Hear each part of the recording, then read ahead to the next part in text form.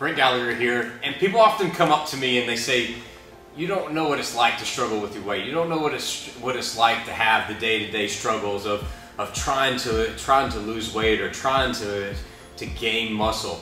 Let me tell you a story. My senior year in college, I went on a quest to get this ripped up body. Right? I started looking at all the muscle and fitness magazines and started watching different type of programs and stuff that would help me train, eat better, how I could shed fat basically. At the time I was about 160 pounds, and I started looking into things and said, well hey, the more and more that I exercise, the more calories that I can burn. So I discovered marathons. So I started running some marathons in my senior year in college, and I started to kind of slow down a little bit. The weight wasn't coming off like I wanted it to, so I turned to the next best thing, which I thought would help me. It would be a supplement. I turned to ephedra, and the next thing you know, I was dropping weight like crazy.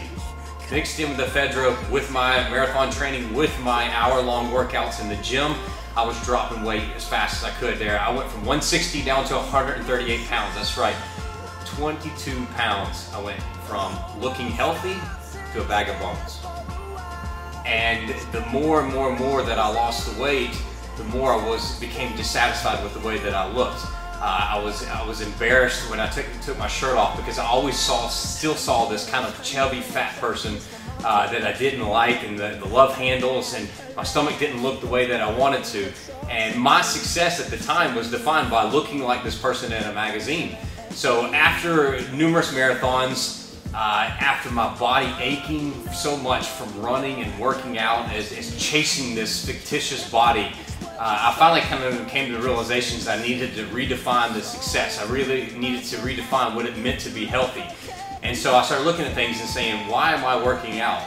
And I was like, all I wanted to do was just have a lot of energy. All I wanted to do was be healthy. I still wanted to run around and be able to play soccer and do the things that I truly loved. And so when I set out after banging my head up against this wall and chasing these images that were photoshopped, and you know, people spent months and months to look good for this one moment when they took this picture there, I changed it to saying, I just want to feel good, I want to feel healthy, I want to feel energized. Every single day when I wake up, I want my body to feel right. And that moment on, when I changed that my goal from being ripped up to just being healthy and full of life and full of energy, the weight started to creep back up. My body fat percentage actually started to come down from it. I creeped up pretty high up into probably the low 20s as far as my body fat percentage went when I was down at 138 pounds, because I had lost so much muscle in the process. And then as I started to gain the weight back there, my body fat percentage started to come down, because I did start to add the muscle back on. And through the years, since that moment, since my rock bottom moment there when I was about probably the age of 22 till now when I'm at the age of 32, I today feel more healthy, more energized than I ever have before in the past. And that's all because I redefined what my success was.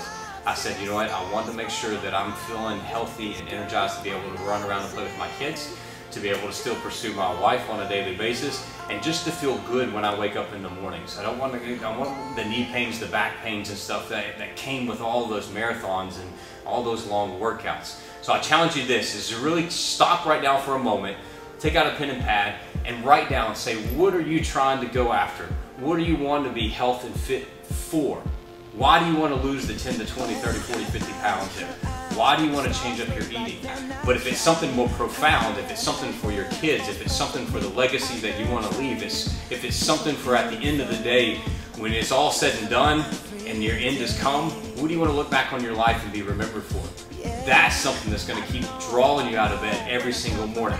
So I challenge you, take the time, take 5 minutes, 10 minutes there, redefine success for you, what it means to be fit and healthy.